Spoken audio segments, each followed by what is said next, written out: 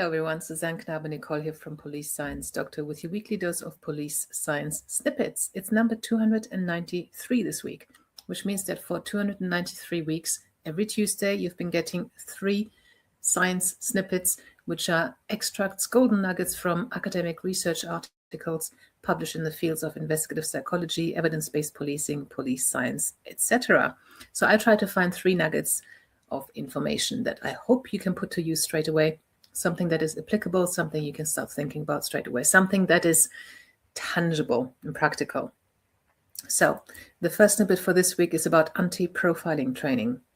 The program designed to prevent ethnic profiling that was evaluated in this study combines virtual reality simulations with group-based dialogue grounded in constructive controversy methodology.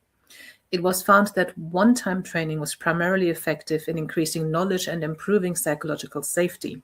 However, only through repetition were sustained long-term improvements observed in attitudes, self-efficacy, and group efficacy or efficacy.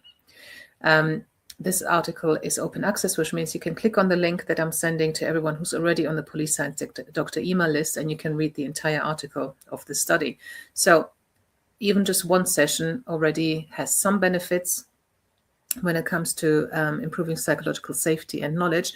However, you need repeated sessions to sustain and develop long-term improvements in attitude, self-efficacy, and group efficacy.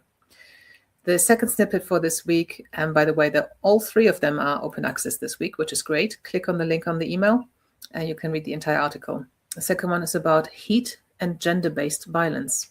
Globally, rising temperatures and the frequency and severity of heat waves are predicted to worsen over the coming years, yet the social impacts of this phenomenon remain under-researched. This research examined the impact of heat, including ambient temperature, heat waves or heat stress, and gender-based violence, including early marriage. The evidence suggests that heat may act as a trigger, stressor, or amplifier of violence, particularly in contexts of economic precarity, poor housing, or weakened health and protection systems. Yet current climate and heat preparedness plans rarely account for gender-based violence risks.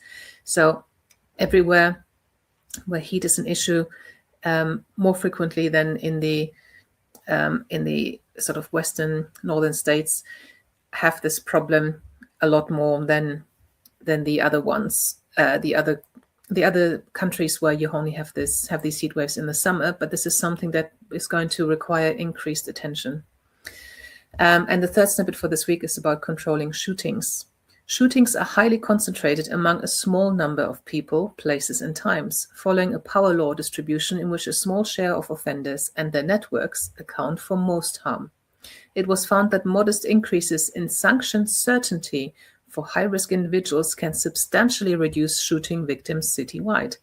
Further, enforcement resources should concentrate on the high-risk subpopulation rather than be diluted across low-risk individuals, so identify the ones that are most at risk of committing shootings. Second, speed matters. Delayed enforcement allows excitation to compound before it decays, magnifying harm. Third, removing a high-risk individual from a network cools connected associates through the network's contagion lag, producing systemic relief that extends well beyond the individual case. So 3 points here. First of all, focus on the high-risk shooters. Those at the highest risk of shooting, rather than diluting efforts. Secondly, make any sanctions that they're going to receive certain, increase certainty and increase speed. So celerity and certainty need to be increased to prevent shootings, and identify those at the highest risk of shooting. Focus on them. So this whole power view, the law of the power view, there's a small number of offenders causing the greatest harm. So if you have limited resources, I think, which most police agencies do, then this is something that is going to really help in your efforts. So these were the snippets for this week. Obviously, there's not going to be something every week for your particular role. However, in the email that you get every Tuesday, you've got the password to access the read page on Police Science Doctor. So policesciencedoctor.com, simply sign up to the free email list. You get access to the read page, on which you'll have 293 PDFs now with 3 snippets on each PDF, and see which ones are relevant to your particular role. Okay, so thanks again for watching. I'll see you next week. Until then, stay safe and make good decisions. Thank you. Bye-bye. Thank you for watching. I hope you found this content useful. You can get access to each episode's transcript with key learning points, timestamps, and references if you get yourself onto my mailing list. Just go to the main website on policesciencedoctor.com, and on the bottom of each page you will find a sign-up form for notifications of new content. Just enter your first name, your preferred email address, and the type of organization you work for. You will not get any spam. This is just for me to let you know about new content and for you to get access to all the transcripts.